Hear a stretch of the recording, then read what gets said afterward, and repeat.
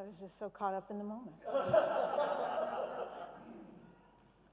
It's such a joy to be here at Wednesday Night Live. I feel blessed by your presence. Thank you for being here tonight.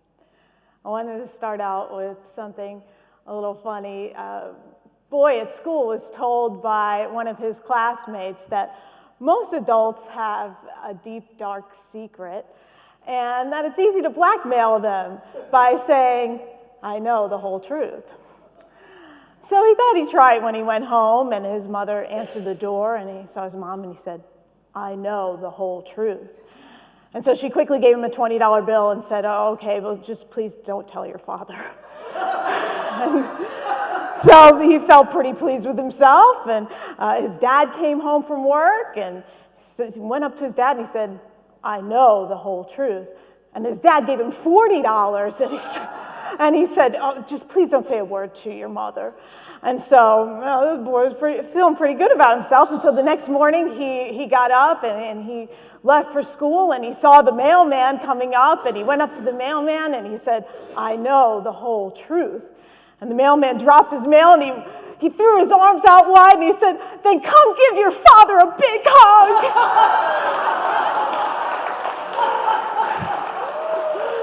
Woo, there's some secrets you just don't want out. You just don't want to know the whole truth.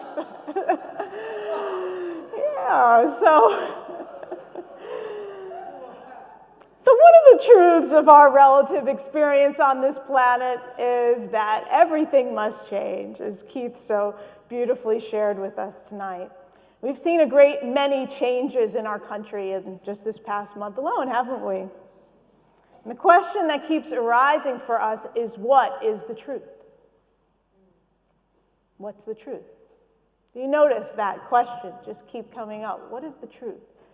And we live in a time now where information is readily available. We can go on the internet, we can find out pretty much anything that you want to do a Google search on, there pops up the answer. And so there's a demand and an expectancy now for accurate information, and why wouldn't there be? Every time I watch the news or read the news, it seems that the truth of the details of some event have been brought into question. Have you noticed that? There are fact checkers that are constantly telling us how many falsehoods have been racked up. And I admit that I kind of get interested in those articles where they've got what was said and is it true and what % of it is true. And it's just interesting. So the title of my talk tonight is A Call to Truth. And I believe that now, perhaps more than ever, we are calling upon our leaders to speak the truth. And beyond that, we are hearing a deeper inner calling to know truth for ourselves. So what is truth? What is truth? Well, in Unity, we say we study truth teachings, that we're truth students, we're truth practitioners. We use that word truth a lot.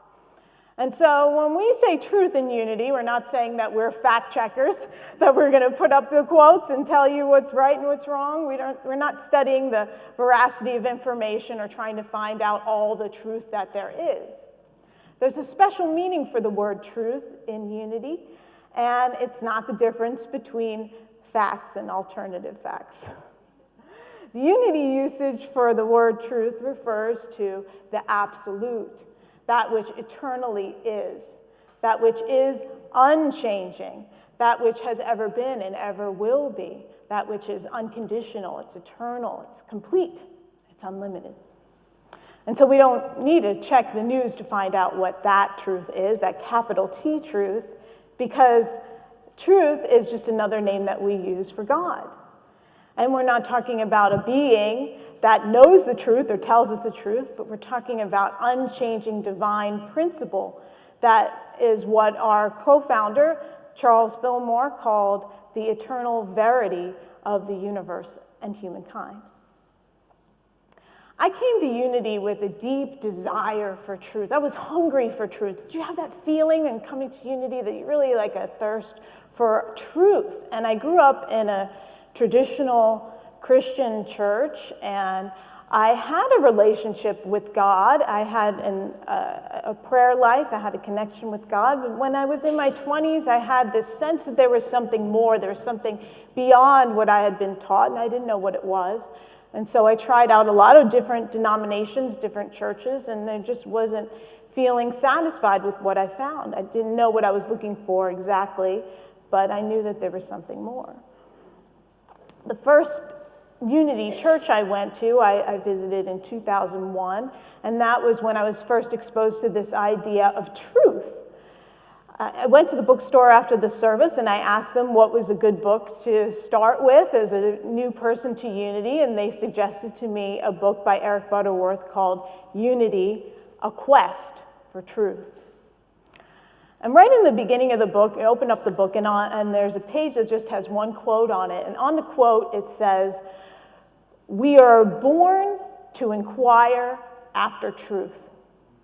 We're born to inquire after truth. It's part of our nature to seek truth, to want to know truth, to live truth. Eric Butterworth says that humans are incurably religious. It's just part of our nature. We have an inner restlessness that is never fully satisfied until we find God. And now this relationship that I had with God before I found Unity was more of a God that was outside and beyond myself.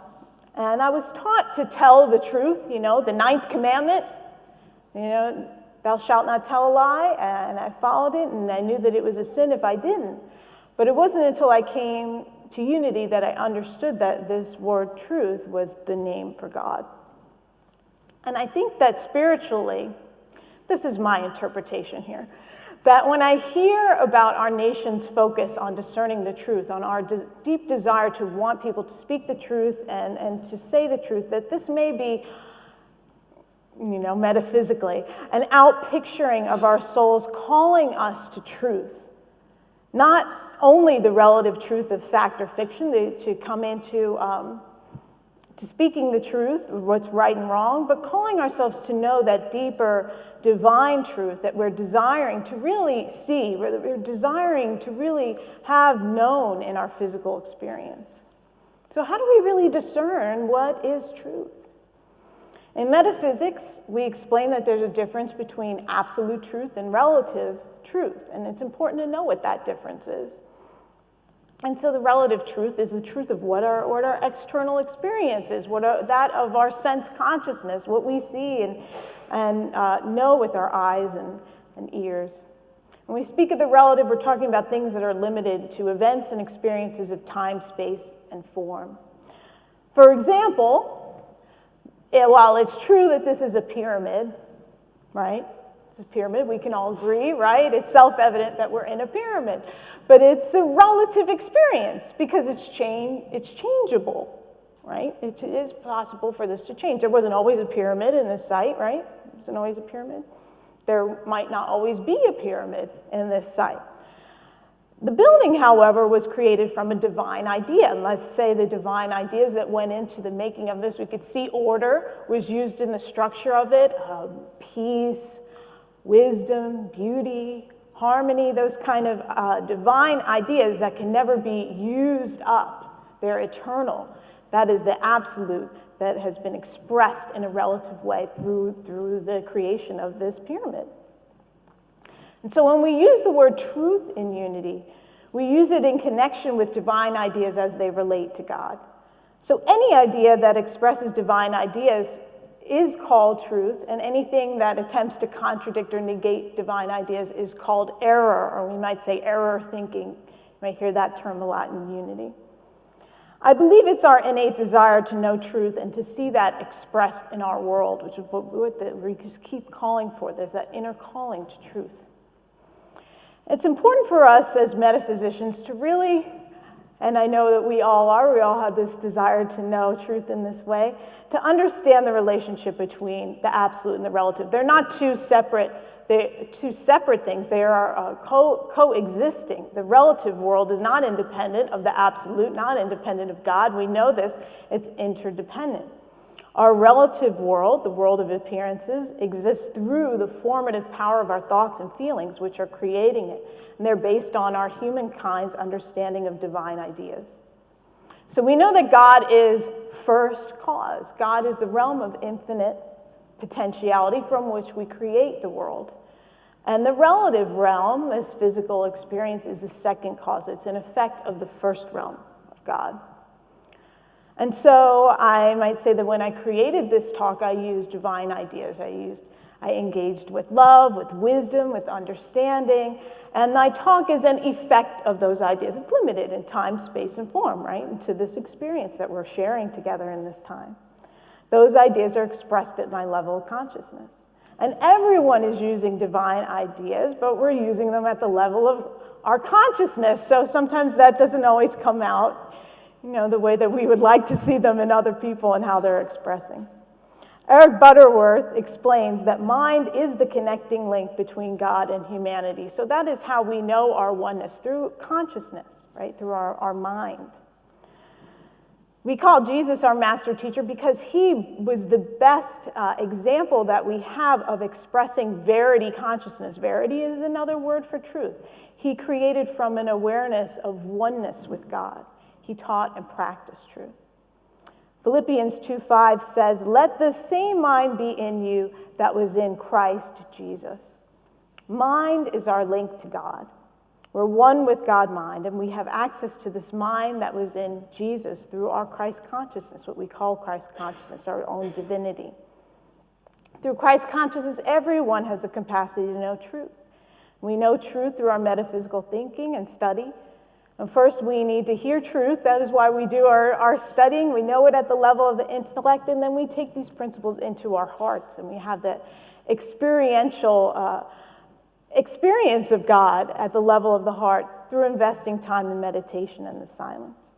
This is what our unique co-founders, Charles and Myrtle Fillmore, did. They were great truth practitioners, and they lived by principle. And I was thinking about Charles and Myrtle, and I had picked up an old Unity book that I had on my shelf that I don't think I ever really read. It was a book by Marcus Bach, and it's called The Unity Way of Life, this little old Unity book. It's out of print. And I found this wonderful story about Myrtle Fillmore and how she worked as a healer. And the story it's probably close to 100 years old now. And I wanted to share it with you. It's about how she uses truth. Marcus Bach, the author, tells about how a friend of his who is an evangelical pastor, he had an extreme bias against women preachers, but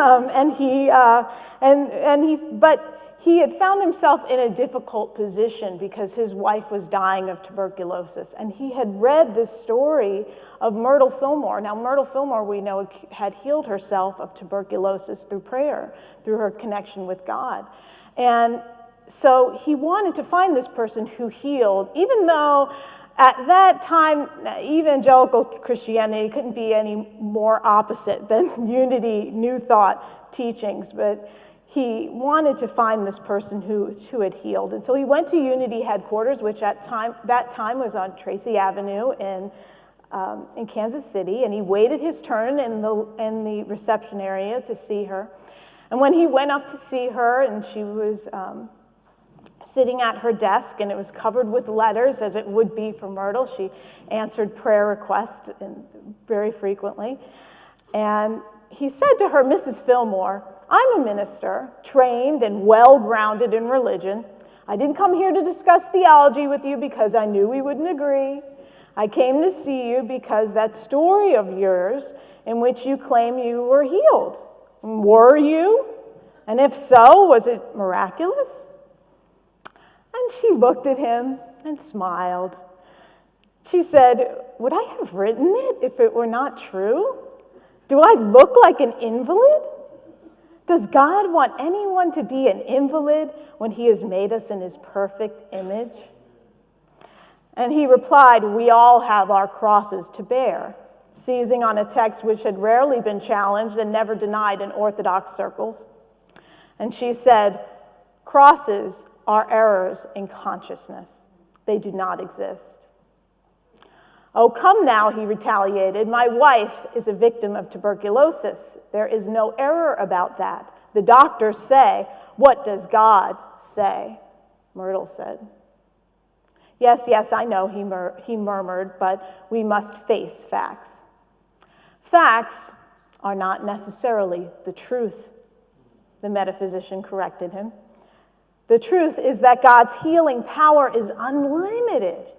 It is retarded only by our reluctance to believe and to accept his promises. To realize God, we must believe God. If we are to experience healing, we must affirm health. And so she went on to tell him that he had surrounded his wife with thoughts of a vengeful God, and reminded him that he actually doubted that healing would be possible, and this was affecting his wife and her condition. And the writer Bach remarks that he said, she dipped into his mind with such uncanny accuracy that he was completely undone. She presented him with an understanding of God that led him to actually see his wife whole and well. And he said he was shocked that Myrtle's love and faith had brought him closer to God than his 7 years of theological training. And I would love to say that this story ends with the physical healing of his wife, but sadly it didn't. As I read through it, he said that, the writer said that this man's wife had a strange and momentary improvement after his visit with Myrtle. But shortly after that visit, the man reverted back to his embedded theology. He started thinking about how everyone has a cross to bear, how miracles are not possible. He was deeply rooted in his indoctrination that he knew. And so that is how we understand healing, metaphysically. His consciousness was affecting that healing process, and perhaps, and most likely hers was as well. But that's just to show you the power of knowing the truth and how she held on to that truth and expressed that truth. And that's what we're being called to do as metaphysicians, to really know the truth despite appearances. What really stood out to me in this story is that she said, facts are not necessarily the truth. Our spiritual work is to hold to the truth no matter what the outer appearance is. And the Fillmores taught us that our bodies are capable of healing from any physical condition. A healing begins with holding thoughts of health. Thoughts of health are being held for this man's wife, had a positive effect on her condition. And we have to keep it up if we want to have consistent results. It happened, momentarily or just for a brief time for her. He didn't keep it up. He didn't stay focused on the truth. So it's our work to keep our thoughts in alignment with God, with truth, with health, with peace, love, wisdom, all those divine ideas, to keep them at the forefront of our minds, to keep them always present in our thoughts. And that's how we raise our consciousness to that of the absolute of God. And I realized this in my own way recently as I was driving on my way to work, and as I'm sure you all have experienced, the traffic out on 610 on my way to work. And so I've been thinking about different spiritual ways to deal with it, because it's, my usual way is to put on something positive and just try to kind of pull myself out of the situation, put my mind onto something else. And I thought, what if I really bring myself present into the situation? Can I really find God and find peace? So I've been doing this practice that I've been calling considering lilies. Considering lilies. So you know how in the Bible, Jesus says in the Sermon on the Mount, he says, consider the lilies, they neither toil nor spin. Yet I tell you, even Solomon in all his glory was not clothed like one of these. So I thought about when I'm sitting in traffic, my mind is toiling and spinning. It's thinking about things worrying about things from the past, stressing about things in the future. I said, what if I just really pay attention to what's going on right here? Can I see God in this situation? Can I see peace in this situation? And what I noticed as I was driving, though it was slow, and that's something that tends to get me frustrated. So I said, well, it's moving slowly, but it's moving peacefully. There are not people yelling at me, giving me the finger. There wasn't anybody cutting me off. It was just everybody was on their way. People were merging and stuff. It was actually very orderly and peaceful. And I wouldn't really have normally noticed that because I would be caught up in my thoughts. But that actually my environment was there was beauty. There was a beauty to it. And looking at the sky was, clear and beautiful. The buildings were just standing there, just quietly holding their places. There was a beauty in my environment that I really wouldn't notice because I would just be, I got to get to work and rush and that kind of thing. So rather than taking myself out of it, I put myself really into it, and I came to know the truth in my experience, and truth became my experience. And so we're being called on to hold the truth in our experience, in and through this, what we're seeing, what we're experiencing. What does it mean to hold the truth? We say, I hold the truth for you. I'm going to know the truth for you. So knowing the truth doesn't mean that we're going to call something good that's not good. Okay? We're going to say, that terrible thing happened to you. That's good. No. Knowing the truth is that, here's a situation and I see the potential for good that's present despite the appearances of the situation. Seeing the potential. So we want to not live our lives in the valley looking at, trying to look at it from a low perspective to pull ourselves up. We want to see things from a higher perspective. Emerson, the wonderful writer Emerson, said, prayer is a contemplation of the facts of life from the highest point of view. So considering what the situations, whatever situations in the news or in your life, considering them from a high consciousness, a high point of view. Jesus said in the Gospel of John 8:32, you will know the truth, and the truth will make you free. And so what's the truth about you? What's the truth about us? What's the truth about our world? When the truth is that you're healthy, you're prosperous, you're successful, you're wise, you're brilliant, you're gorgeous, you're wonderful, right? But do we claim these things for ourselves? Do we really know them? Do we know them? We go, no, that's not me. Oh, that's ridiculous. If you're not knowing them, then you're knowing less than the truth of yourself. And so that's what's out picturing, because you're just holding something in your mind as you have free will that's less than your power. And so we want to claim our power. We want to really claim the truth like the filmers did. They claimed it, and they realized health and prosperity in their lives, and they taught people to do this. And so you claim your power by first realizing that you have a choice. You have choice. Choice is empowering. And we're never powerless except when we give our power away to other people, to experiences, to what we may see out in our world or in our lives. Jesus expressed his power when he said, the Father and I are one. And so remember that you're always one with divine mind. There's no reaching out for it. It's present within you as we turn within. You move your awareness from that relative experience to the absolute. And that's our spiritual practice. It takes practice. This is why we call it a practice. We have to put our time into it, invest time, and we will see dividends of that investment. Even Jesus is said to have taken regular time in prayer and meditation, moving from the relative to the absolute. That is how we use the power of thought to make and manifest good in our lives. Eric Butterworth said it this way: God is in us not like a raisin in a bun, but like the ocean in a wave. The whole ocean in a wave expressing, God expressing as us. Charles Fillmore said, individual consciousness is like an eddy in the ocean. All the elements that are found in the ocean are also found in the eddy, and every eddy may, in due course, receive and give forth all that is in the ocean. And so I want to close with sharing with you an exercise that I teach in my Metaphysics 1 class, which I think is really fun and it's easy to remember, and it's a way to move into the absolute in our power of choice. And it's called the holy cow technique. And so have you been in a situation ever, probably many times, where you've said, holy cow, how did this happen? Or you might have said holy something else. Why is this happening to me? I don't know what to do, right? And you're frustrated, you're irritable, you're angry, you're upset. So obviously you're very caught up in what is not the truth of who you are. And you can use this technique, this holy cow technique, to transform a negative situation. And you can also use it to bring more good into our lives. We talk about using metaphysical principles to change the bad, good, or negative, positive, but you can also use it to make the positive even better. Right? We can create even more good in our lives. And so the acronym is COW, COW. Easy to remember, right? So the C is choice.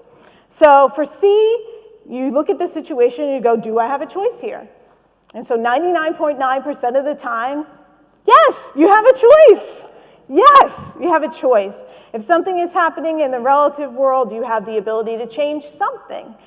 Now, you may be able to change the outer situation, but you definitely have the opportunity to change your experience of the situation, how you think about it, how you speak about it, and the actions that you're going to take around that situation. So, 1, C, choice. Yes, you have choice. And so what are your options? O is options. What are my options? Ask yourself, what are my options in this situation? And write them down. Good, bad, ugly, whatever, every option, just to see. You have so many options in a situation. You're not ever limited to just one choice. Write them all down. See what all your options are and just really go as far as you can. Options equal power. The key is to recognize that you have power in the situation. So choice, options, and then W is what and why. So after you review all of your options, you ask yourself, what do I choose and why? And so you're moving from inaction to action, our fifth unity principle. It's not enough to know the truth. We've got to take action on these teachings. We've got to live them, put them into work in our lives. So when you choose what you do and why, you put your energy and intention behind your choice. And so you want to choose things that allow you to use truth principles in the highest and most elevated way. And so we can remember that, right? C-O-W. So what was C? Choice. O? Options. W? What? Why? Yes! Awesome. Thank you. Cool. So you can actually do this and you can affect positive change. It's simple, right? But the truth is simple. It's just we just have to, do it. We put it into practice, we put it into work, and we see positive change. So I want you to know that with all the changes that are happening in our lives, that there's this call to truth that you can experience more of truth, more of God in the world and in your life through the power of your choices. The choices may be at the level of what you're thinking about the situation, and they may be a call to step out and do something and make a difference in your life, in your family, in your community, in the world.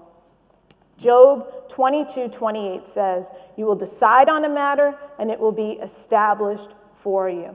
And so we know that as you use these truth principles, that this good becomes established in your life and you see your life change. So I ask you to affirm with me, I know the truth. I know the truth. And I am free. And I am free. I know the truth. I know the truth. And I am free. And I am free. I know the truth. I know the truth. And I am free. I am free. Take a deep breath.